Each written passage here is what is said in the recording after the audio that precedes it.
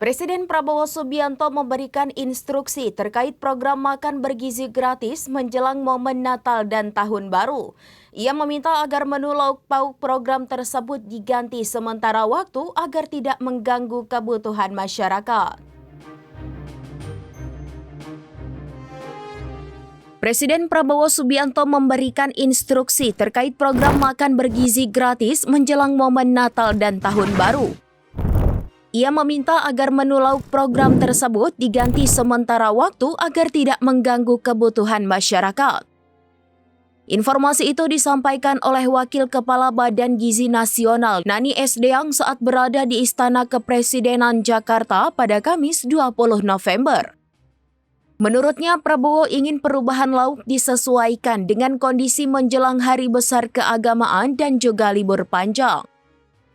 Nani menjelaskan bahwa Prabowo meminta lauk MBG diganti dengan daging dan telur puyuh menjelang Nataru. Perubahan ini dianggap penting untuk menjaga ketersediaan bahan makanan dan mengantisipasi kenaikan kebutuhan masyarakat.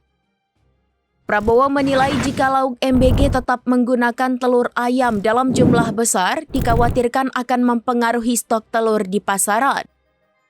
Karena itu, alternatif seperti daging sapi dan telur puyuh menjadi pilihan yang lebih aman untuk sementara waktu. Nani menyampaikan Presiden ingin anak-anak tetap mendapatkan asupan protein berkualitas tanpa mengganggu kebutuhan masyarakat umum. Ia menambahkan bahwa potensi kenaikan harga dan kelangkaan bahan baku sudah mulai terlihat di sejumlah kabupaten. Karena itu, langkah antisipatif dianggap sangat penting dilakukan sejak dini.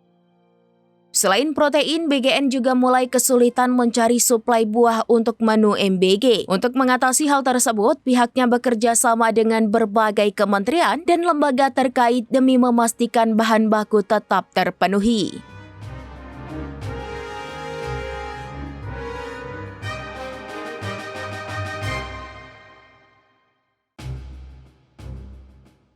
Demikian informasi terkini Syederalun. Saksikan terus informasi lainnya. Jangan lupa like dan share seluruh akun serambinews.com.